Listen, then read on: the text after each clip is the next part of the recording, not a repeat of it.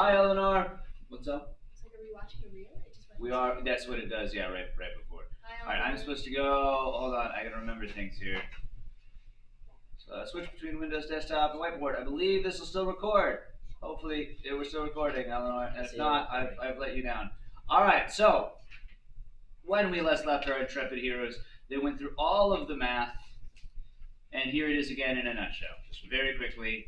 One, this math got to this equation right here, which essentially shows that the circle has to be divided up into an integer number of de Broglie wavelengths. What is a de Broglie wavelength? It's the wavelength of it's the electron. The wavelength of matter itself. Yes. It's come from de Broglie going, hey, waves, if light can act like a particle and a wave, then matter must also act like we know it acts like a particle. We can see that every day. But it must also act like a wave. What we have found and shown through this particular equation that you can see right here is that you only really have a significant wavelength when the object is really, really, really darn small, because Planck's constant is times 10 to the negative 34th. Even electrons only get a wavelength of somewhere times 10 to the negative 10th. Why do we care for electrons at negative 10th as opposed to our negative 27th, as they're both small numbers? Well, negative 10th is on the order of the orbit of the atom itself. So we are going to see that. So when I say a wavelength of matter, what is it that's going up and down? Like, as opposed to a wave, where it's electric field and magnetic field going up and down, or water going up and down, or air moving back and forth. What is it that's amplitude? If I draw a sine function, like you can see this sine function right here, up and then down, what is it that's going up and down? Yes. The probability of where it is. The probability of existence, where it is. Yes. Thus, what does the antinode say? 0. No. What does this? This is an antinode, right? The maximum amplitude. What does that basically tell you about the electron? It's most likely to be. What do nodes tell you about an electron? 0% likely to be. It cannot exist at that particular location. So again, the first equation says that if I just take the circumference of that circle, there must be an integer number of these wavelengths. And then we just use the equation for wavelength to plug in here, so we can see, all right, this is the possible wavelengths, and you will see three variables in here: velocity, radius, and an integer number of those particular wavelengths, also known as the quantum number. I'm sorry, I know this is about the third time we've gone over this math. It just feels necessary. If it's not, please stop me at any point in time and be like, we got it, buddy. All right, then we talked about how to calculate potential energy. Okay, I'm not going to go over that again. We talked about total energy. That entire conversation happened yesterday. As electrons get further away, we saw that potential energy gets what? Bigger, smaller, same? Potential energy gets bigger. Correct. Why? Well, it's just like this tennis ball right here. I'm holding up a tennis ball, Eleanor. Raising in the air. Why is potential energy going up? Well, what is potential energy? The potential to do work. So why is the electron's potential energy increasing as it gets further away from the proton? More ability to do work. Kinetic energy we found, on the other hand, using this equation of just circular motion. We saw that as the radius goes out and further away, what happens to the velocity necessary? It gets smaller, and therefore the kinetic energy will decrease. But we already knew the fact in basic orbits that a particular radius, aka a particular distance away from the center of something, has a very specific speed. So it naturally translates that it also has a very specific kinetic energy. So we used this to get kinetic energy right over here. We got this equation, and then we just took it back to that equation of energy equals kinetic energy plus potential energy. Put both of those equations in, and we got this, which energy is equal to this, which means now there's only two variables in here. The energy is directly related to what radius. So the final piece that we did is we took both of those, well, actually not both of those. We took the equation right here that selects the possible things so that there's an integer number of wavelengths, and this other equation that shows these velocities directly go with these radiuses, and we did some math. I solved both sides for v squared. Okay? Both sides of this for v squared, and I made this v squared, and I set them equal to each other, and what we got out of this giant mess is that there are only particular radiuses allowed. Right? Because only particular radiuses come with a very specific speed, and that you only get particular radiuses because those radiuses give an integer number of de Broglie wavelengths. Make sense? From there, we'll remind that Bohr's model was talking simply, sadly, about hydrogen, and really only hydrogen in that particular case. And so we did the calculation on this last equation right here to calculate the r of the n integer. And the constants in here of h bar squared over mass of electron times Coulomb's constant times the elementary charge squared are all constants. And we solved all that for 0.0529 nanometers, or also known as A0 for short. And that is the what? A0 is what? Oh, it's the it's the first orbital. It is the, say it's slightly different, the first orbital. Circumference radius. Quite what I'm looking for. I'll help you out with it. It is the lowest energy orbital for hydrogen. And again, I told you last time that I feel like, at least in my chemistry classes, I can't speak to yours, that I always felt a little bit misled. Because I think they so often talked about the lowest energy orbital that you don't get the idea that electrons in a hydrogen can jump to any of the orbitals, can be in any of the orbitals. Now, where is it most likely to be? Well, that's like saying, like, hey, where is this tennis ball in the room most likely to be? Obviously there. Why?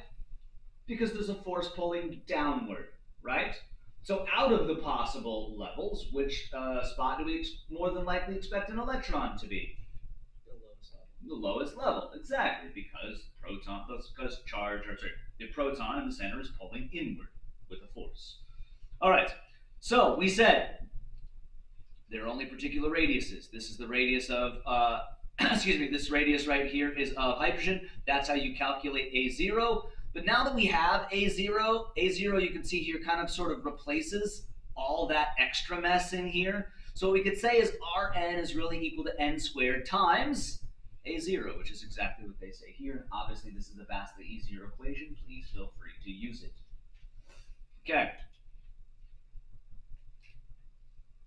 Next, we talked about energy levels because I've talked on the last slide, only particular radiuses are allowed and are directly dependent on the integer level. But if I take this equation of the only particular radiuses are allowed and go back to this line, what I remember is a particular radius goes with a very specific energy.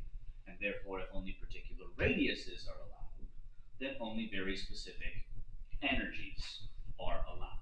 Yes? So we simply took this equation right here on the bottom, substituted it in right there to see what energies are available, and that's what happened right here. These are the energies available. And once again, we got a whole bunch of mess right here, which I could totally ask you to calculate. It might potentially on your homework, but certainly not going to do right now, because all of that calculates to 13.6 eV. Now this is true though, I want to be very clear on this. What is negative 13.6 eV? What is that?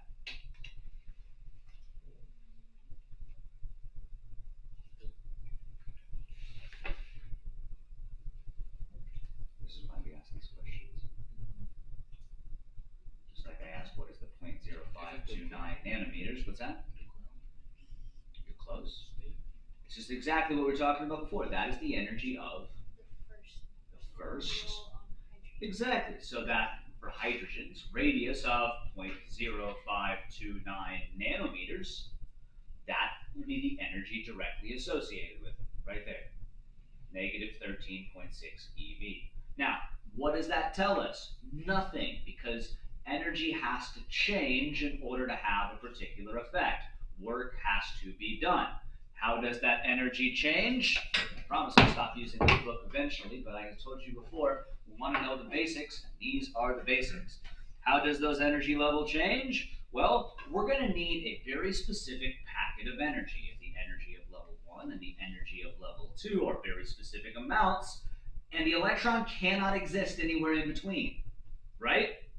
So if I give it any amount of energy less than that, great, awesome. It cannot take it because it cannot change. I can't go from -13 to -10. That radius does not exist, right? So I cannot go from, sorry, let me use exact numbers here, -13.606 to -10.606. I cannot accept a value of 3 eV. Why can't I accept the value of 3 eV? Because to do that, it would skip to a radius again that does not actually exist. Make sense? Which means there's a whole list of photon energies that cannot be absorbed. Yes? And therefore, there is a whole list, there are only a very particular list of photon energies that can. And what does a photon's energy depend upon? Frequency. Exactly. So if I go back really fast to the top, and then I promise to go on past this. We talked about this yesterday. Okay, we'll go to Bohr's principle when we come back. The atomic spectra was because of what particular experiment? I'll give you a hint. We did it yesterday. We did it yesterday. I mean, it doesn't have a name necessarily. Just that thing. That What did we do? electrified gas. What? What did that do? Probably. They excited the electrons. So in other words, if you go back to this level right here, what did the electrons do? So they probably jumped up. Okay, some of them jumped to 2, some of them jumped to 3, some of them jumped to 5, some of them jumped to 17. Anyway, point is, what are they probably naturally going to do after they jump up? Go back down. They're going to probably fall back down. And what happens when they fall back down? They release photons. Right here. I'm going to go out of order here. Energy, electron must give energy in order to drop back down. To a lower energy state, it must give energy away. Right? On the other hand, let's say we bombard that gas with white light. White light having all of the possible frequencies. Can hydrogen or any element by itself perfectly absorb all of the wavelengths? No. What are the wavelengths it can absorb? Those right there. How does it absorb them? Well, there's electrons at the second energy state, and they'll jump up to the third to absorb red. They will jump up to the fourth to absorb that green, fifth to absorb the blue, and sixth to absorb that purple right there. Can they jump to other energy levels? Sure, absolutely they can jump to other energy levels. Why did I just start with the 2 and went to 3, 4, 5, and 6? Those are the only ones on the visible spectrum. Correct. Those are the only ones on the visible spectrum. And if you want to know what frequencies correlate to this, all you have to know is what? If you want to know what frequency correlates with jumping from the second to the fifth energy level state, what do you need to do? What about the energy? You're right. The energy was like literally tell me what you would do so that I'm sure confident. That's what I was looking for. You're looking for the energy difference between those two energy levels because that corresponds to exactly how much of energy a photon has to have to be absorbed, or how much energy will come out if the electron drops down to be emitted. But both of those frequencies. You have the energy level in EV. What easy thing could you do now then to get the frequency? Opposite of that, but you got the right idea. Planck's constant divided by that energy. But yes, absolutely. All right, let's move on. All right, Bohr's correspondence principle. The correspondence principle, quantum mechanics is absolutely in agreement with classical physics when the energy level between the quantized levels are very small. What is meant by that? Well, in terms of classical physics would say about the atom, are there specific orbits that are allowed? Are there only specific, with classical physics, would they have said only specific orbits are allowed? No. they would have basically treated the atom like objects satelliting around a planet.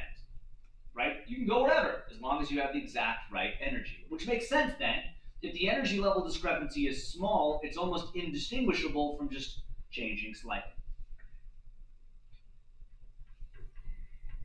I'll let you finish that here in just a second. I'll let you finish that. Give you a second. Now, taking one step back, for the most part, we're basically just going to be dealing with hydrogen. Why can we deal with the other elements? Because the principles stand the same. There's really complicated math. I mean, it was already complicated math to just do hydrogen. It's the simplest of the elements. The really nice thing about the hydrogen is if you go back here when we established potential energy or when we established force, the nice thing is why is this E and that's E? Well, there's one proton. Proton's positive E and the electron is negative E. Now the good news is that if I start talking about hydrogen-like elements, okay, meaning they still only have like one electron, for the most part I can just leave this as E, right? But, let's go over here quick. For hydrogen-like elements, we do have to also consider that they would have more protons. So you're used to hydrogen naturally only having one proton or two protons. Hydrogen-like elements include materials, I believe it's deuterium and tritium, or possibly others. Hold on, come on. So we're going to like it says, we're going to apply the analysis of Bohr's theory to hydrogen-like atoms. An atom is said to be hydrogen-like if it, once again, only contains one electron. So we still have one E. An example would be a singly ionized helium. Now, does helium usually get ionized? What does ionized mean? It's a charge. Does helium usually get a charge? Because it's inert, right? It is a noble gas, right? But you can make it happen. And if we knock off an electron off of helium, you can see that we would be left with only one electron, and thus it would be hydrogen-like. The main difference being between the two of them there, that whereas hydrogen by itself would only have one proton in the nucleus, excuse me, let's go back, I think it's one more. One proton in the nucleus, obviously helium has two. So that makes that 2E, and then as you come along here and you do some of the stuff like the math right here, if you want to rework this out, you can. But this E to the fourth was two of those E's are for the charge of the electron. The other two E's were for the charge of the proton. Well, if there's more protons, then this should be 2E or 3E, right? Meaning what's the charge of a proton would have two protons, so twice elementary charge, yes? And that is represented by this Z right here. Everything else is exactly the same, where Z represents the number of protons in the nucleus. Other than that, the math pretty much works out. Now, is this energy level going to be negative 13.6 like it was for hydrogen? Negative 13.6 like it was for hydrogen? No. Not going to have the same energy level, so you will have to calculate just as before. So consider hydrogen and a singly ionized helium. Which atom, therefore, should have a lower ground energy state? Let's put this on here. In other words, when you see lower ground energy state, mathematically, what does that tell you? N equals 1. So let's come back here. Which one, hydrogen or singly ionized helium, should have a lower ground energy state? Why? Wouldn't it be? Just look at the math right now. Essentially, what's going to change about this if we go to helium? If helium, it will be more negative. It will be. Well, yeah, Z squared will be 4. Z squared will be 4. So yes, exactly. It will be more. The helium will be more negative. Therefore, who has the lower energy state? Helium. Helium should. Decide your answer. Check with your neighbor. Make sure I'm not right. Yes, yeah. Okay. let's talk about some quantum numbers. Now, these quantum numbers right here, and then we'll get into electrons. Hold on a second. I want to see where we're headed here because I want to make sure and cover this stuff as quickly as I can, while still hitting. We've hit the important principles of what we're talking about. Let's give me 2 seconds here. Yes. Have I given you guys do you have access easily to a periodic table? I mean, I have them up here as well. So let's just do this. We'll leave them in here. You guys have access to periodic tables when you're on your own, but I will throw these up here anytime we have a test, so you will use one of these. I'll throw one of these out today just for ease of access while we're talking here. We'll go ahead and just throw them back in a pile on your way out. Unless for some reason, if you tell me that this just makes your life easier, if you want to take it with you, just let me know and borrow it. That's completely fine. Otherwise, I'll figure out what you're using. So it's very fine.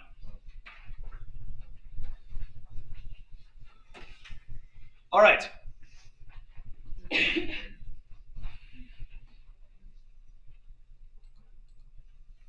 So the key part of this is, all right, I will tell you what I require, and I will tell you what I suggest as far as these things are concerned, so that you can kind of decide where you want to go with, flipping atomic quantum level physics stuff.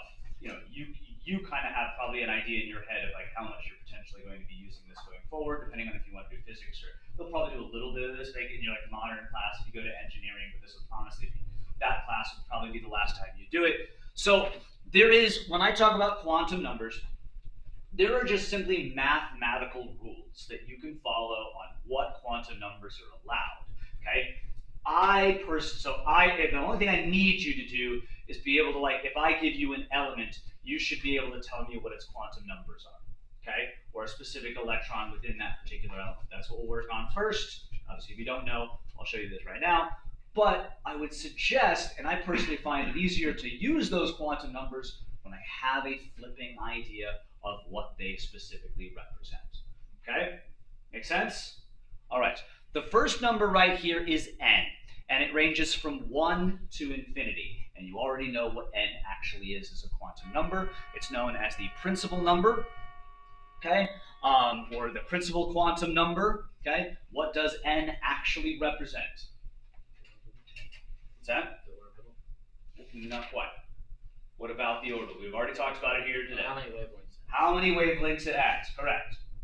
So, n equals 1 says it can have one orbital. Ooh, I wanted to talk about one other thing on the last slide, or the slide over here. Sorry, my apologies. You're going to use a lot of these. These are known as energy diagrams, okay? They are going to make up elements on your homework so that you use stuff like this just as a heads up. So they want to do something to the effect of like give you an energy diagram that has a 1, a 2, a 3, and a 4, right? And it might say give you an equation, or it might straight up give you numbers right here. So it might just like, to make your life easy, they might go, hey, energy level 1 here is -10.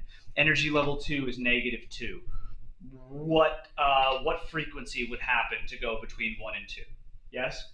Other thing I wanted to say, which I mentioned briefly yesterday, but I think it makes sense in terms of this diagram, is notice, like I said, I know I said this yesterday, but notice these energy levels get really, really darn tight past like 7 and 8 up here. I know they only draw 4 lines, but you can obviously see that that's somewhat incorrect because that infinite right there is the infinite and de Broglie wavelength, right? But those energy levels get so tight together, and notice that just basic, well, I said basic math, I was gonna say basic calculus, looking at this guy right here, just do a limit. As n gets bigger and bigger and bigger and bigger, what does this whole thing head towards? 0. Such that, what is the largest energy level for any atom? 0. 0 is the largest energy level. And I mentioned this specifically with the work function yesterday, but hopefully you can see it here. What is hydrogen's work function?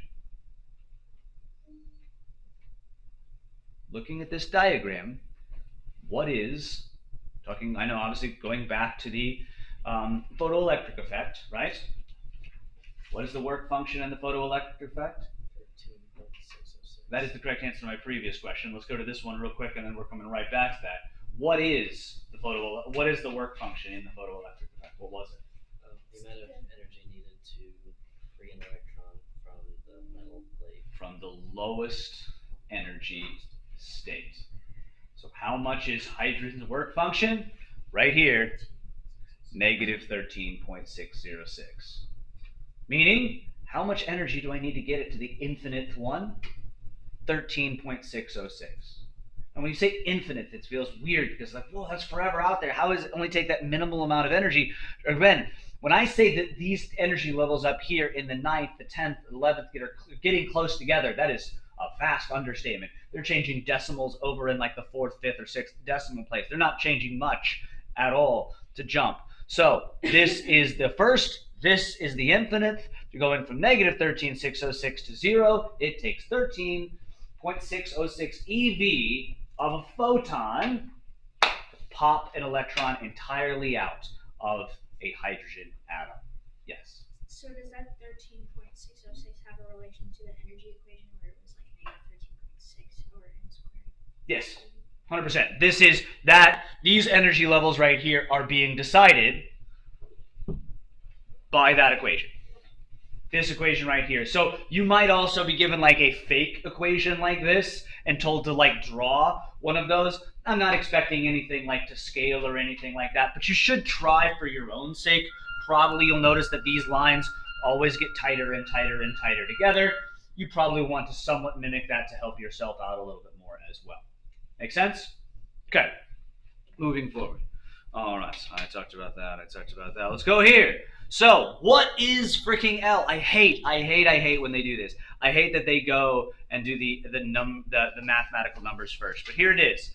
L can range from 0 to n minus 1. So in other words, if I say an element has, I should probably do this on the board for Eleanor's sake. My apologies, Eleanor. I almost did it on the backboard. I need you guys to push me towards this thing because I think that I won't I'll just keep using the whiteboard, which I shouldn't. If I say n is 1, if I say, try again, Spainor. If I say n equals 1, okay, I'm saying there is only one number. So what is it? What are the values that are possible for L currently? 0. That's it. 0 is it. Okay? What if I say, let's make it easy here, what if I say n equals 3? What is L's possible value? 0, 1, and 2. Easy stuff. Yes? Okay. Next rule for ML. So I'm going to go over the mathematical rules first, and then we will do the others. Okay? And on ML, let's go back. This button here. Okay. For ML, you'll see at the bottom, the possible rules range from negative L to positive L. Okay. So keep in mind, you might say, well, is that the max? Is that what is that? That would say this. I could have a set of numbers that looks like this. I could have n equals 3, and as we showed before, we could have L equals 2. For L equals 2, ML can be negative 2, negative 1, 0, 1, and 2. But I could also have n equals 3, and another possibility here is L equals 1. L equals 1. In which case, if that's the set of numbers, then ML could be negative 1, 0, or 1. Making sense-ish? I think it'll make a little bit more sense, and I'm going to come back to these exact same examples after I've explained what the heck these things are, and I think you'll have a better time here, but I'm just going to show you the math rules first. Finally, my last option is for an n equals 3, I could also have an L of 0, in which case ML must be 0. So, I showed you this to show that for an n equals 3 right here, you've got all 3 possibilities. So if I said, like, how many different possibilities are there for ML for the n value of 3? Again, let me say that again. How many options are there for ML For an n value of 3, you'd go 5, 8, there's 9 possible mLs. Does that make sense? It's not a matter of just looking at one at a time. You need to look at all of them. Finally, the last mathematical rule and the last quantum number, and I will give them names here in just a second. Okay? Yeah, for n equals 1, L must be 0, so mL must be 0. The final quantum number is known as ms. This is a simple rule.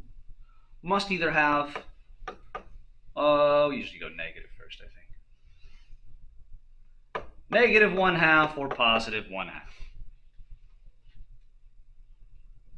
And that exists right there, this negative 1/2, positive 1/2, for every value of mL.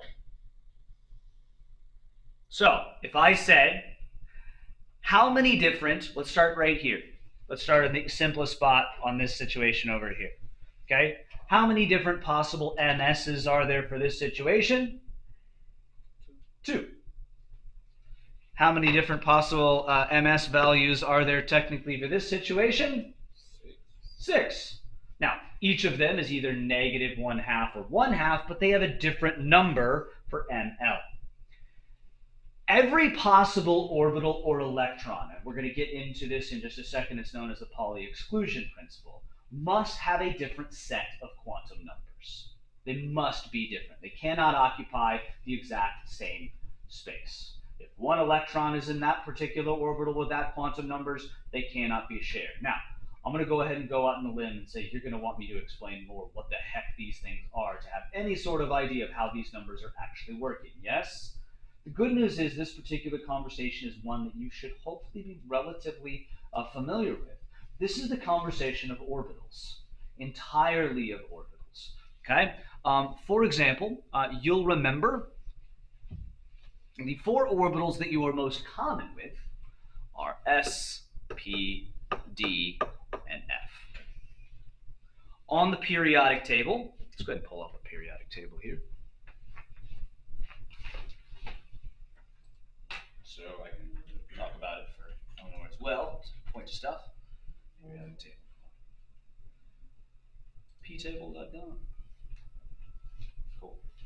On the periodic table, hopefully you can already do this, but if you can't, it's an important thing. Can you point to the sections that are hand in hand go with S, P, D, and F? Yes or no? Well, I see some yeses and I see some nos, so let's just use those yeses and say, where is the section of this periodic table corresponding to the S orbital?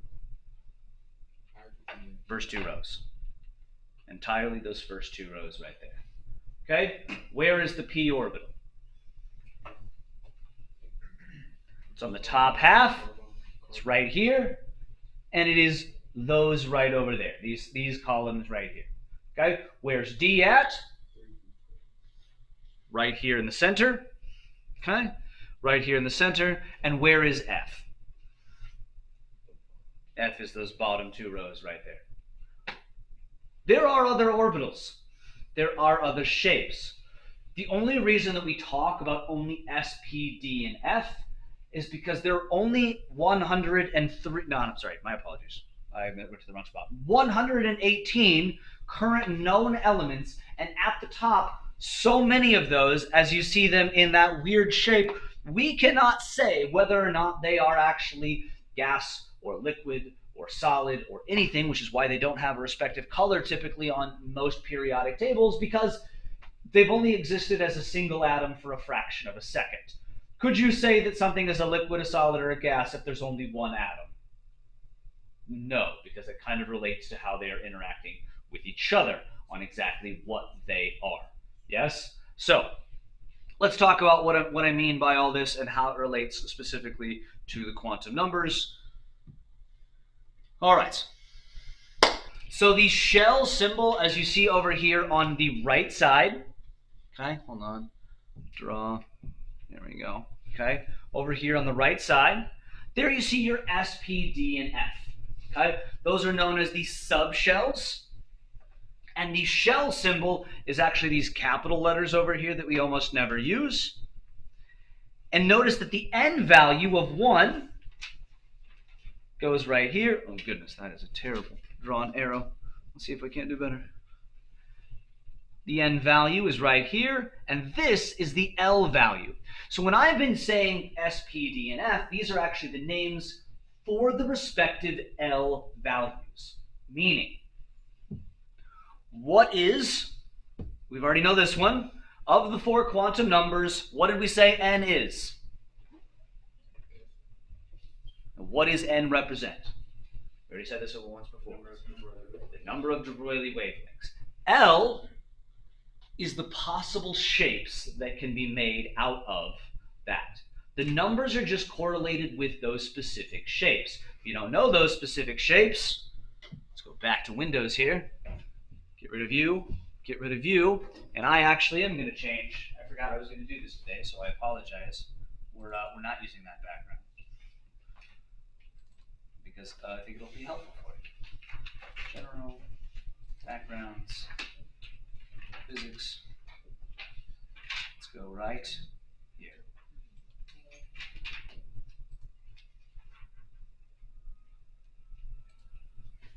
All right. What you're looking at on the screen is from top to bottom the possible shapes that have been mathematically decided, the possible subshells and what their names are. The top one is known as S. It is a sphere. It is the only shape that can be made with one de Broglie wavelength, and thus it is the shape. It is basically, if you will, a de Broglie wavelength is a 2-dimensional representation of where an electron can be. Yes? This is a 3-dimensional. This is a 3-dimensional shape of where an electron can possibly be. So when you see that sphere, it's not saying that the electron is bouncing around inside of that sphere. That is literally the probability function listed for you in 3-dimensional space. Do you remember that shape, these shapes-ish? You should have, sort of. I mean, I think you guys did these. I'm almost positive. But all right, if you didn't, that's fine. The next is what if I had an n value of 2? If I have an n value of 2, that means I have 2 de Broglie wavelengths. And therefore, with 2 de Broglie wavelengths, I have other possible shapes that can be created mathematically. Does that make sense? Bigger de Broglie wavelengths, more complex shapes. What are the possible shapes that I can make? Well, you could still make the exact same shape, right? Meaning, even with an n value of 2, come on, do the thing. Oh, I gotta press it over here, don't I? I do. It's annoying. Even with an n value of 2, do I still have the possibility of L being 0? Yes, meaning even with an n value of 2, I could still use the subshell of that S value. But I could also get this, the P shell. And this is kind of like a figure 8, and you can just see all 3 axes represented. The x-axis, the y-axis, and the z-axis. Make sense? Okay, now look at that very carefully and watch this. How many different shapes did we say is possible? So how many different orientations of this complex shape are there? There's 3. How many different orientations of an S are there? 1. So there's only 1 possible orientation for the S shape, which is why ML can only be 0. ML is the quantum number represented with the orientation of that shape. Okay? Now, what if, mathematically, I tell you that n is 2, which is what we're going over right now. Okay? So n is 2. What can L possibly be? Mathematically, what do we say? What can L be? 0 or 1. So what I'm telling you out here, by saying 0 or 1, what you're saying is when you have a de Broglie wavelength of 2, you could either get this one or you could get those 3. That shape or that shape. 0, L is 0, L is 1. Okay? What are my possible MLs when L is 0? Just 0. There's only one shape. What are my possible MLs when L is 1 or my subshape is P? -1, 0, or +1. So, -1, 0, or +1. How are we doing? I could continue with this. Can I get to this subshape right here an L of 2 if I only have 2 de Broglie wavelengths? No, because of the mathematical rule, right? But these mathematical rules are meant to represent what we see here in real life. So, let's once again, I'm just going to do one more on those. If I have an N of 3, like we've already done, mathematically my L possibilities are 0, 1, or 2. What does that mean? Well, again, right up here, right there, L is 0, L is 1, L is 2. And what is the subshape of L is 2? BD. This is the possible shape that you can make when you've got 3 de Broglie wavelengths. I could make either an S subshell, I could make a P subshell, or I could make a D subshell. And what are my possible ML values when I've got an L of 2?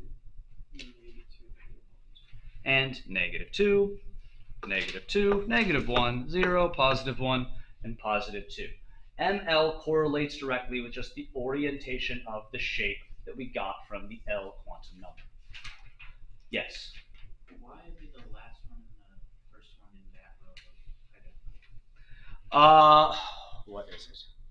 I don't think it should. I think that's a mistake of the graphical artist.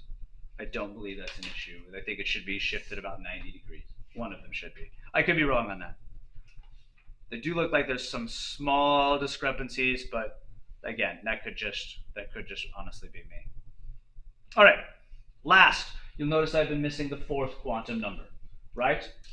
Well, notice that on all of these shapes, minus sort of the S1, there's 2 sides to each shape. This is known as electron spin.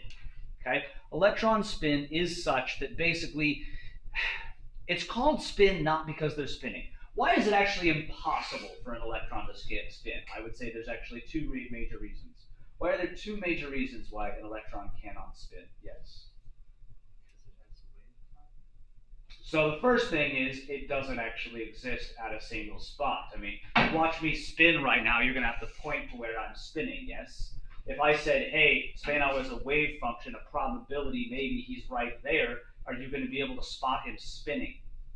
No. No, you're not. The other reason, well, even if you could see an electron, even if you did look at one spot, why, once again, would spin not be an option?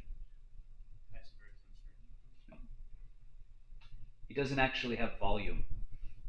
It is a point in space. It's an infinitesimal point, and to spin, you kind of need a radius, which it doesn't have. All right. Yeah, weird things about electrons that you always knew. Final piece, like we said, right there. Oh, we already did this one. So, like, I should be able to do this. Hey, principal quantum number is n. How many different L values are possible? Discuss quickly in your group. Figure out this.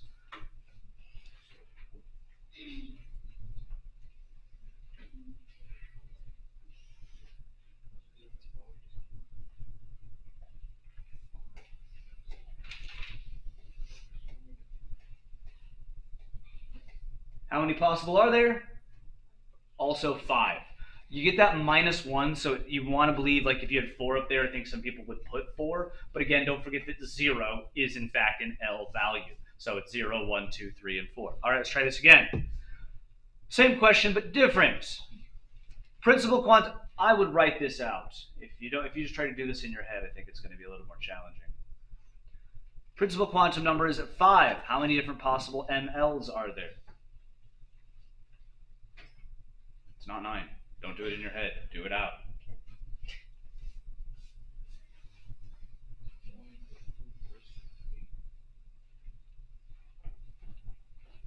I mean, I know you probably have already figured out that it's 25, but you do the math. Why is it 25 and not 9? What is 9 the answer for?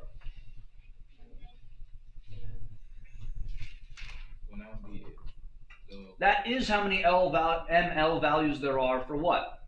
1 L. No, not. Go back. For Go back. The L of? That sounds That is how many there are if the L value is 4. Is that your only option, guys? So you have No. all the way down. So 4 will get you 9. 9 possible. Here they are real quickly. -4, -3, -2, -1, 0. 1, 2, 3, and 4. There's your 9. Right? But then, what about is it possible with an n value of 5 to have an L value of 3? Yeah. So you have to Absolutely. add those. So then you'd have another 7. L value of 2, another 5. Value of 1, another 3. And then finally an n value of 0, sorry, L value rather. L value of 0 would relate then to another ML of 1. How we doing? Sort of. 2 more technically. All right, let's do this.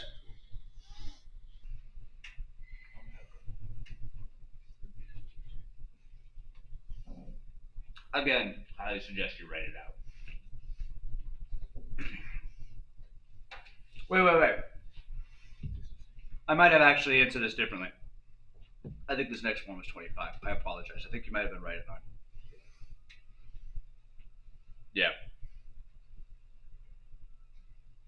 I don't like the way the question's asked, though. Oh, no, hold on.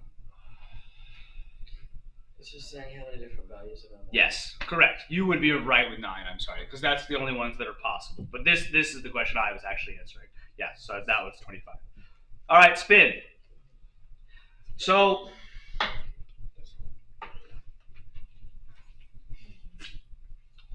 spin is weird, because it's not spin. It is spin. It is spin. Okay? It's a 7-4. Electrons don't spin. So why do we call it spin? Because it acts very similarly to angular momentum. Okay? What happens? Let's get into some high-level crap that we're not going to hit, but you might have seen this talked about with quantum states. What happens if I am way back to angular stuff? I know last year. I'm standing next to another individual. We've got hand-to-hands and we're on ice skates. Okay? And I press off of his hand this way. What am I going to do? I'm going to spin around like this. Because I am spinning around like this, what must also be the case? He is going to be spinning the opposite way. Correct. So, spins always take place in equal and opposite values. Okay. So what we're going to use this for is electron configurations and subshells and all the fun like. You'll see this sort of thing here in just a second. As I've already stated, but this is just a difference of this, okay? Don't forget that this is the s orbital being represented right here, okay? This is a 3-dimensional shape of a de Broglie wavelength, okay? So we said, wait, hang on, okay? You told me that the radius of hydrogen is 0.0529 nanometers. If that's the radius, what the heck do you mean by probability wave? Well, imagine, if you will, the center of the atom is at a probability of 0. As a matter of fact, you can make an argument of why it's 0 just using the Heisenberg's uncertainty principle. Why can an electron not be at the center of the atom using the Heisenberg's uncertainty principle?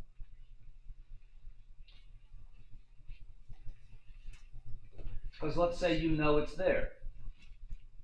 What don't you know? But you definitely not know. Speed. Its speed, and thus it is on its way out. By the moment you've even figured out it's there. Now, truth be told, the probability function is such that if you look at this guy right here, this is an n of 1, which means 1 de Broglie wavelength. This is an L of 0, it's the S subshape, okay? And an ML, there's only one orientation of the S subshape, so that's going to be 0 as well. So this is a representation visually of the S subshape. And so if you could kind of cut this on the side, notice this right here. Let's just focus on this line along the x-axis, right? Sorry, Eleanor, my apologies. I'm trying to draw and it's not doing well. Nope. Where's my pen?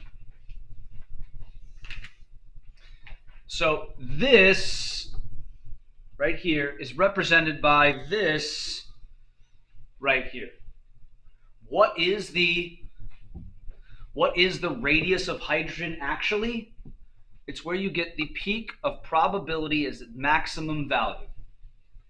That is the most likely location for electrons to be. But does it have to be there?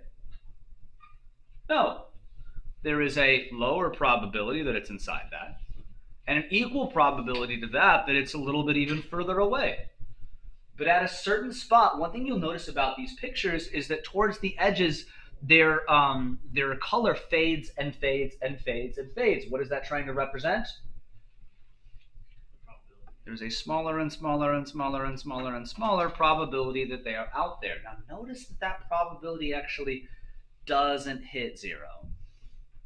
It gets small, it gets really darn small, but does it ever actually hit 0? No, it doesn't. And thus that enters into the conversation we had the other day about quantum tunneling and why quantum tunneling is a thing, and we need that for hydrogen so that our sun can burn, so that we can go on and continue existing. All right. Exclusion principle, orbitals, and I think we're just about done. I said this a second ago, but here it is again. The Pauli exclusion principle is such that no two electrons in an atom can ever have the same values or set of quantum numbers. Simply put, and I say simply because it's a little bit off, it's a little bit wrong, so I want you to hear that as I'm saying this, because I don't want you to take this as truth and gospel and continue on into your physics career thinking this, okay? But sort of, you can think of it as like, hey, if you look at, where is it? Let's go back to the pictures here. You can kind of say, hey, an electron can be in this bubble, but only one electron can be in that bubble. Only one electron can probably exist inside this function over here, inside this cloud, okay? So what we do is we say that each one of these has a separate spin. One electron can be in here, one electron can be in there. One electron can be there, one electron can be there. One in there, one in there, one in there, and there's a yellow half to this, but they overlap, which is why you're not seeing right now, and one in there. So how many electrons did I just name? 8. Which atom has 8 electrons? What's that? Oxygen.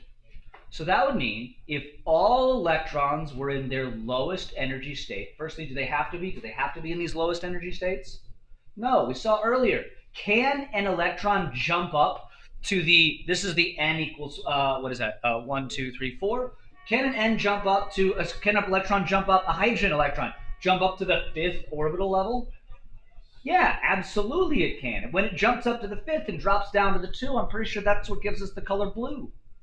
When it jumps up to the 6th and drops down to the 2nd energy level right here, that's what gives us the color of purple, if I'm not mistaken. Jumping from the 3rd right here to the 2nd is what gave us the color of red. Jumping between these guys, that's what we're talking about. If you need a visual representation of what we mean by that energy conversation earlier. But if it's in its lowest energy state, what we're saying is these electrons, can I fit 8 electrons in here? Not according to what I just said. How many total electrons can I fit in there? 2, 2, 2, and 2. And so if oxygen is in its lowest energy state, it will have 2 electrons in, let's call this 1s. So, hold on, wait a minute, I did the thing again. It will have 2, actually, I can use that page. It will have 2 electrons in, let's call that S1. Actually, I did that backwards, my apologies. In 1s, I have 2 electrons. Now, can you get, by the way, a 1p? No, because I don't have enough orbitals, possibly, right? So how many orbitals do I need in order to get to p? 2. So I would have to go to 2, meaning the quantum number p. And how many electrons can I fit inside p? 6 of them. 6. And that is the orbital notation for oxygen when it's in its lowest energy state. Does that make sense? Now the easy way to do this is to remember what I told you about where the s orbitals are, the p orbitals are, the d orbitals are, and the f, because this freaking straight up tells you can use this thing as a cheat sheet to know what orbitals go where. For starters, I do want to talk about this real quick. helium is weird when they made the periodic table because there is absolutely reasons for it being where it's at. There are also great reasons for helium belonging right there. Main one being that is in the s orbital. Why is helium probably on the right side if it's in the s orbital over here? Any idea why helium is right there? If it's part of the s orbital belonging over there, yes. Because it's not really chemically reactive, so it's It's an inert gas, right? It's a noble gas, is exactly the reason why. And the purpose of the periodic table is several fold. One of which, and probably most importantly back in the day, was basically recognizing similar properties of materials. The way they originally did this, which is kind of funny, is they pretty much just like lined up on top of each other elements that acted extraordinarily similar to one another on a fundamental level. I mean, these over here didn't react. You throw electricity through them, they don't explode, they don't do anything, they just make a pretty color. Great, let's call them inert because they're not doing anything. Okay? These first ones over here, all of those, you throw them in water, big boom. Really, really big boom. So, all right, they interact with water. Why is water important? Well, you're human, you should know. We use it all the time. It's kind of important for us. So we should probably see how stuff interacts with water. Let's put it in that column. That being said, that's why helium is over here, because it has similar chemical properties. But for our purposes, we also have found in this table that these first two columns represent the s orbital, because how many electrons fit in an s shape? 2. How many total electrons, going back to my thing here, how many total electrons, you can do this easily, will fit in the p orbital? 6. So if you look back at the so it makes sense then this column is 6 wide. Okay, how many electrons fit in D? Come on, Dummy. 10. So 1, 2, 3, 4, 5, 6, 7, 8, 9, 10. And you get the idea of how many fit in F.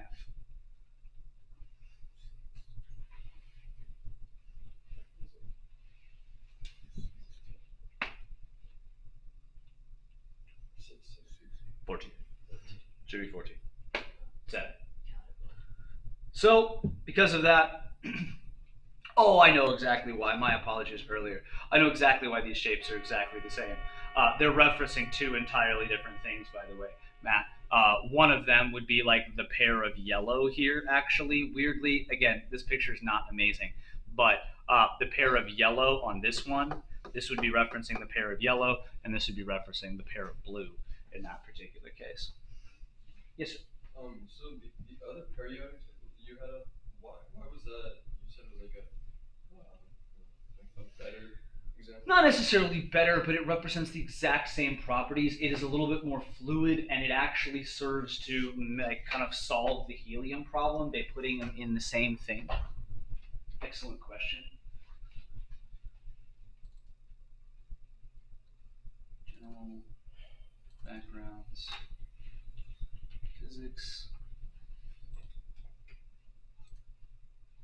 I guess I could have just here, let's do this section. So I have all of them up and ready to go. Let's just open this guy rather than keep it around. Here we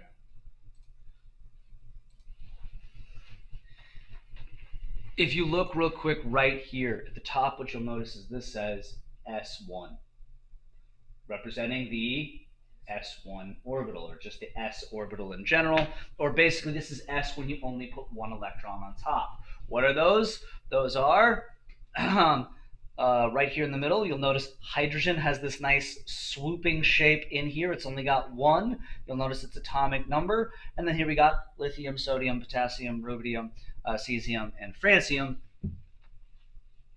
Hydrogen, lithium, sodium, potassium, rubidium, cesium, and francium on down the line. Go back and you'll see you can kind of swing it around, and here's S1, 1 electron in the s orbital. This is 2 electrons in the s orbital, and you get your beryllium, magnesium, calcium, strontium, barium, and radium. As you head up in this direction, this whole piece over here, these right through here, where is it at? That's F up there. Where's P? P is right into this. Okay, so in this you get the p orbital, 1p with boron, aluminum, scandium, lanthanum, and through here, right here, you're getting your P2 in this particular spot, P3, P4, P5, and P6, P7, and P8.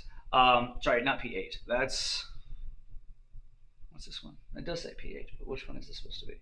That is that D8? No, I'm doing D, aren't I? I'm going in the D direction. Where's P at? P is back over this way. Yeah, because here it is. Here it is. I'm sorry. My apologies. P is, I was right here, and then I went back the wrong way. What you'll notice is it goes around with hydrogen, helium, lithium, beryllium, right in this full like half circle right here before it gets to neon and helium. And helium is perfectly placed in the exact right spot for both properties. One in which it is, boom, very nicely in its inert gas stage right there. And it's also nicely in that S2 orbital as well, kind of at the exact same time. You'll notice the, by the way, the big shells, K, L, M, N, O, P, and Q, just the quantum number, 1, 2, 3, 4, 5, 6, and 7, all the way out right there. So if you study this particular guy, it's a little bit more interesting than what we currently, I'm not going to spend all the time in the world on it, but yeah. Yeah, I'm sorry. I went over in this direction thinking that was P. But P, you go around a couple times through P before anything actually heads over this right here. This piece entirely is the D orbital, okay, over here. So you can see, like, I'll take a lap.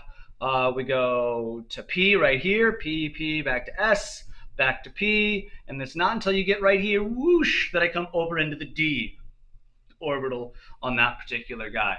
And then I go around, actually, I think it's twice. There's one on the D orbital, and then I'm going to go around again on the D orbital again before I ever, boom, head up into the F orbital right up there. And you'll notice that you don't actually get the G or the H orbitals because this is looking at the lowest energy state. Do electrons actually jump up to the G and the H and all of the others? Absolutely, they do all the time. That's what produces the pretty colors that came off of those guys yesterday. How you doing? Questions, concerns? How we feeling? Yes, Jacob. What's the blue section right above this? That's just the key. That's just, okay. Yeah, see electron, proton, neutron, telling you the symbol and its respective radius is in there. The atomic weight, the valence electrons, the atomic number, and the related subgroup elements. There you go. All right. Let's finish these thoughts and continue. So the Pauli exclusion principle does this. Okay, this is just doing what we said with the rules just a second ago. If I have n equals 1, L has to be equal 0. How many electrons will be able to fit that particular guy? 2. Only 2. Okay, only 2 fit in it. And you will remember this conversation from at least the basic level of drawing Lewis dot structures. How many electrons fit in the first orbital? 2. Now you're learning why.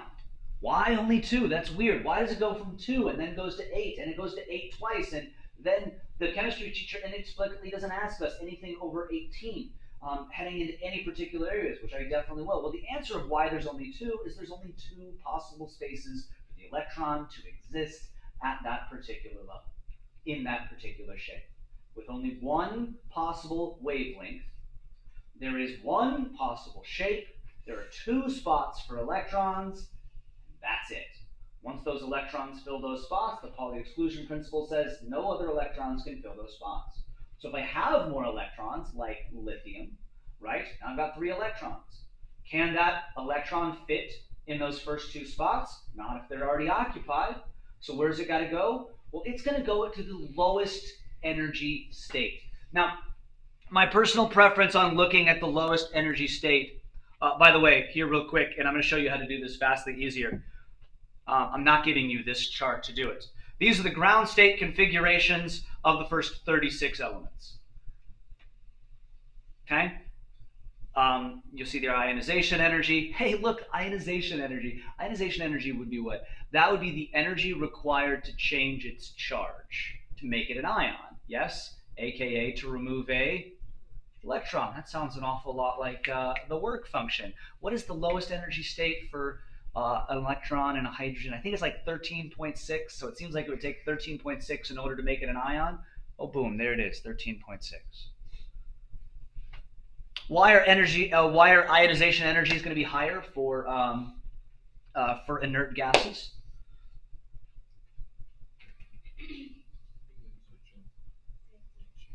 The key is the relationship, and I talked to you this last year when talking about, or actually earlier this year, on why certain elements are good conductors. And it was I called it the Goldilocks effect of how big the atom is. The bigger an element gets, the bigger its nucleus gets, right? You had one proton, you had one proton. So the difference between how well electrons are held in a hydrogen and how well electrons are held in a helium is twice as much. Each electron is held twice as well in a helium, yes? Okay, now why lithium? Lithium is going to have another proton, so it's going to hold on to electrons better in the 1s shell where they exist. But where do they have to go now? They now have to step out further to the next subshell. So if it's further away, is it going to be as easy for even those 3 protons to hold on to it? No, which is why lithium regularly loses that electron and typically ends up as an Li plus ion. Yes? Okay, and you'll notice this right here, the ionization energy of lithium is ridiculously small, even compared to hydrogen by itself. It's easier to make lithium into an ion than it is to make hydrogen. Beryllium's not that hard either. It's 9.32. Weirdly, boron is actually even less. We're not going to get into that, but that has to deal with the p orbital. Anyway, point being, Pauli exclusion principle sort of predated what you're looking at right here, which was the original periodic table. Mendeleev's attempt to try to be like, let's freaking try to organize everything that it is that's going on here, and you'll see some trends that are really nice. You'll see like hydrogen and lithium and sodium kind of right on top of each other, somewhat like they're supposed to be, or pretty close to. So let's talk about how you do these things right here. How do you make, because you're absolutely going to be asked to do these guys. Well, the first thing that I would suggest that we go over real quick is this weird, and I have to rethink it every single time, hold on. This weird shape that chemistry teachers and myself use to try to help you to figure out what orbital comes next. Now, this is a visualization technique, and I'm happy to let you use it. I will tell you, ultimately what it's coming down to is they have calculated for all of these orbitals which are the lower ones, which are the lower energy, okay? And all electrons want to occupy the lowest possible energy state. So that's what decides which orbital technically gets filled next. All right, but here is how it goes. You go 1s, 2s, 2p, 3s, 3p, 3d, 4s, 4p, 4d, 4f, and then we're going to do that twice more. Oops.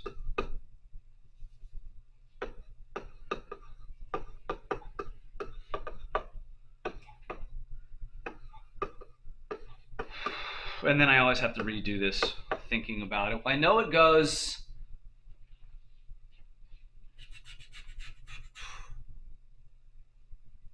Yes, it's like this, I'm pretty sure.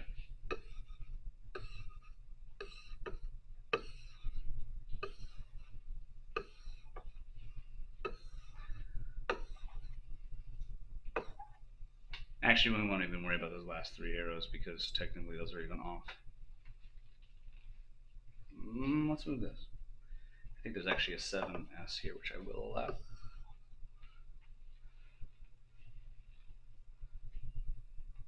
This is the order of the energy levels. Now, even if you forgot that, the main spot where it really matters is where it starts to get weird right here at 3D. Okay, you can certainly do a certain memorization. Go back to the periodic table real quick and look at this. I should be able to say, okay, you have magnesium. Magnesium in its lowest energy state. What is its orbital configuration?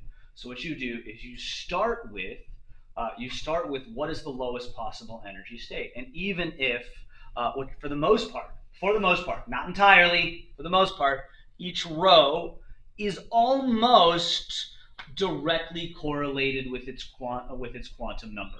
Okay, so row 1 would be 1s, right? And as we said before, how many electrons fit in the s orbital? 2.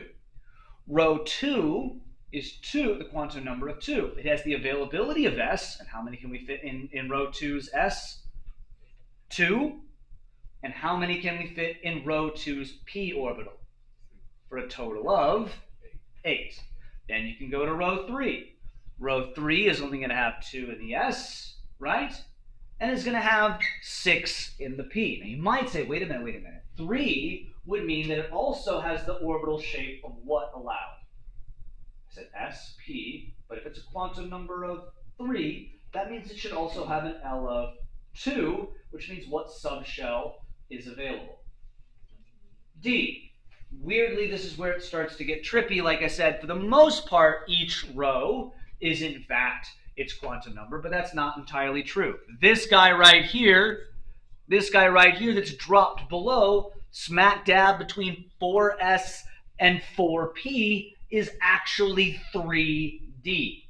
Okay, so you can kind of use this to help you, but if you struggle at all, what you can see is what I just said was 1s should be first, followed by 2s, followed by 2p, followed by 3s, and I said should go like, you think 3d, but now it goes 3p, then 4s, and then 3d. And how do I memorize this?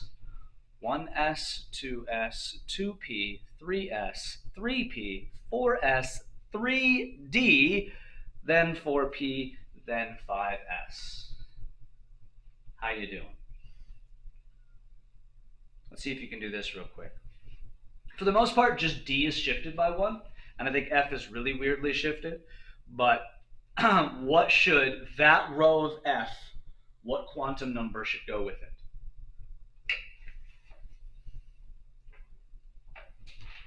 The first F. Discuss quickly in your group. What's the quantum number that should go with the first row of the F subshell?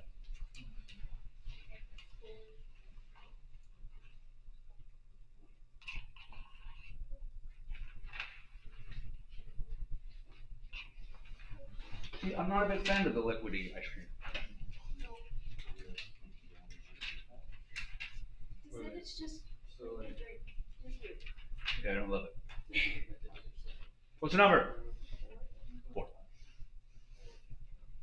Again, just keep in mind this, right? What's the first, where do you get S from? The first one.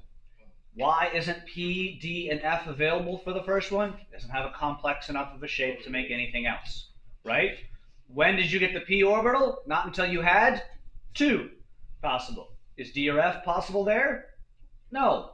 When was the first time D was available? 3.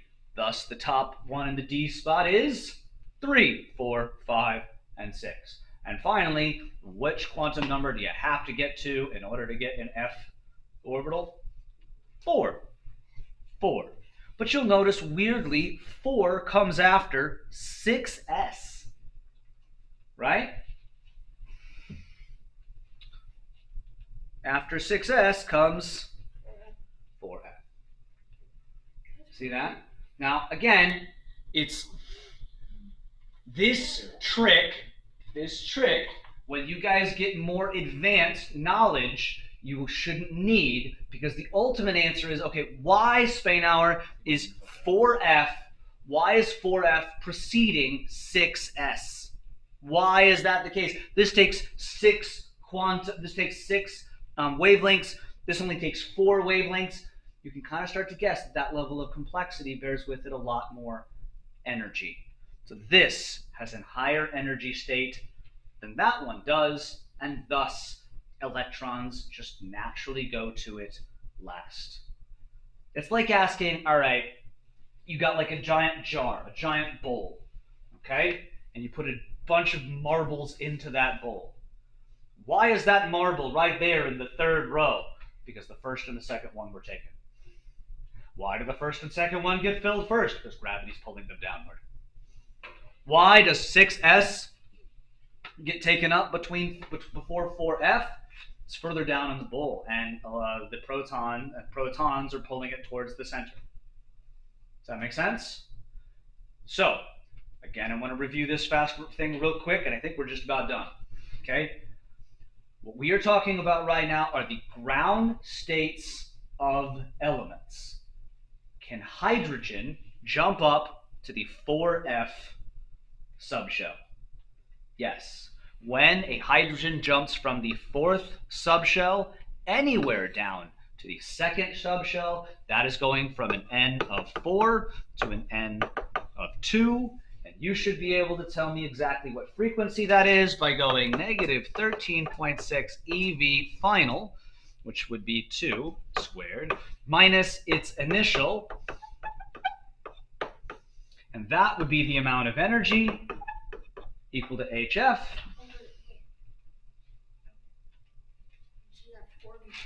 I misspoke to you earlier. You said divide by Planck's constant, and I told you it was the opposite. I was wrong. You were right. Just looking at it right now. I apologize. So I'm trying to correlate all of these ideas together is my hope here. Now, the last thing I just need to cover is I should be able to do this for you. Okay, I'll do it real quick, but then hopefully you're capable. I should be able to ask, and you will be asked, hey, what is the electron configuration of the lowest energy state of silicon? Okay, it's a real easy thing. You look at silicon and you go, how many electrons are in? 14. So you're just going to use all 14, right? So what you're going to do, you're going to go, looking at this guy right here, where do the electrons have to go first? How many fit? 2. So I write that. It says in 1s, I'm putting 2. Okay, where do they got to go next? How many fit? How many I have left? I got 10 left. Let's keep going. Where do they go next? There should be 2p. How many fit? 6. Very good. Okay, so we're at a total of 10 right now. We have 4 left. Where do they go next? 3s. How many can I fit? Only 2 fit in s, right? And typically 6 would fit in the p orbital, but how many do I have left? So I would write 3p2. That is how you write silicon's lowest energy state. Let's have you do a tricky one here. Just check me on this, see how well you're doing. So do titanium. Yes, sir. So when you're talking about like electrons, we can't like part where they are in the atom, but then there's also the sense of like taking like ejected. Say again? Like you can remove the electron from the atom and it can be independent on its own, but within the atom there isn't a way to really determine that. So is there a situation where it's like one is at multiple positions at once? It's not at multiple positions of once. You're stepping into some other experiments within quantum that I don't want to necessarily worry about myself. You start to get into some stuff that has to do with what I was kind of joking about a little bit the other day, and sadly we don't get a ton into talking about in here, and that is the measurement of something. You're saying if there's an electron floating out in space, apart from the atom itself, like, what is it sort of like in that particular case? Like, or in that situation, like you can kind of like define it, I guess. What do you mean? It's on its own, I guess. It is and it isn't. I mean, it is in fact a wave still there. Yeah, we're good. Like, We're just. but then within the We're back. atom, it's more of like And it's lowest energy. it's the electrons, they don't exist at a specific point, and you can't exactly pinpoint that. So then, and it's all, I guess, probability of which section it may be filling it. The problem with doing studies on this is you start to enter into rules that exist that keep us from studying this really well. And nobody has truly found kind of workarounds because the rules themselves keep us from measuring what you're talking about. Heisenberg's uncertainty principle, if an electron is out here, I can't define it. Just to define it in terms of science, I have to measure it. To measure it in terms of science means you start to enter into the statement that is often uttered, but Heisenberg's uncertainty principle perfectly done. Okay, by measuring the system, I've drastically changed the system, right? I want to see how an electron works by itself, without any extra energy, without any extra momentum, without any extra anything, right? I just want to look at it, right? What's the problem with looking at an electron? Did you get the order then? To look at an electron, what has to come off Why titanium's a bit. a photon? And if a photon comes off the electron that I see is not the electron that currently exists, right? Even the electron that I see doesn't have the energy that it did because it just lost the photon, right? I see an electron where it's at. Heisenberg's uncertainty principle says, great, you see where it's at. You have no idea how much energy it has. We really want to look at two major things when measuring systems. I want to know where they are, and I want to know how much energy they have. Or more simplistically put, I want to know where they are and how fast they're moving, right? This is the basics of, honestly, all of reality. Like, you look at people, you see people, and how do you look and see at people? I see they're there and they're moving that way. Or they're there and they're not moving at all. To measure the electron out in the emptiness of space apart from any other interaction is ridiculously impossible, because to see it, I need a photon. I'm going to need to find another way of measuring that particular value of an electron without using light. Because using light keeps us from measuring it at all, because I have no idea what the values actually are. Does that make sense? We're stuck. And again, I express my ignorance a little bit here. You know, you can please go to college, and I hope that you're going to go to, that's not safe. Please go to your college physics professors and ask them about this and get into the weeds as far as this stuff is concerned. But they're going to tell you a lot of what I'm saying, and that is that we are sort of, as a body of science, stuck not against an a lack of technology or a lack of understanding, but a full understanding of the situation. And as we fully understand the situation, we see baked into the freaking situation is uncertainty. It's already there. It's not like when we look at error in a lab, we go like, well, I could minimize that error. I could make that error less, right? I could make it more accurate. I could get out calipers. I could get out a micrometer. I could look closer. I could look closer. And I could get more and more accurate, and I could get more perfect and closer to the truth. And what we see in this particular idea is, no, you can't. Literally, by making one measurement more accurate, the other measurement we need becomes infinitely less accurate, meaning like we can only measure one half of the data at a time, which kind of defeats the purpose. Like, imagine this. Imagine somebody walking down the hallway and you wanted to measure their velocity, but you were only allowed to measure their distances.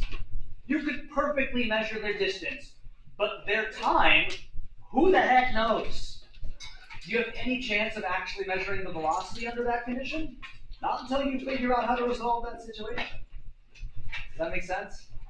I mean, and again, I plead a certain degree of ignorance here, so perhaps what I'm saying is misspoken of, and you'll get to a physics professor and they will tell you differently. Yes?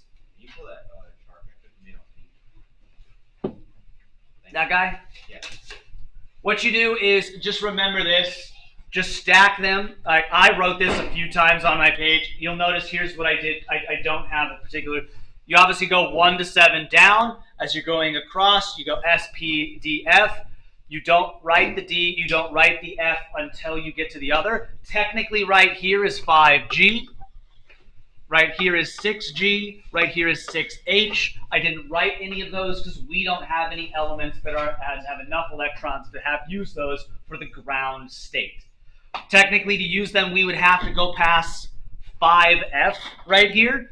And if you remember looking at our chart, I think the bare minimum, no, we have 5F, I'm sorry. 5F is in fact the lowest one on there. I think right now we currently filled this.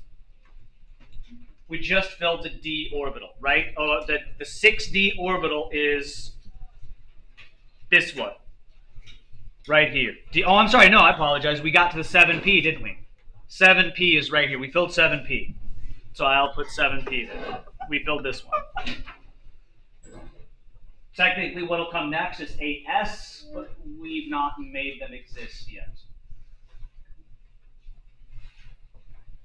How you feeling, Aslan, about the stuff? Interested, All right. bored? No, not bored. I didn't get enough sleep last night. Yeah, fair. Completely my fault. Hopefully that was helpful, Eleanor. Let me know if you need anything.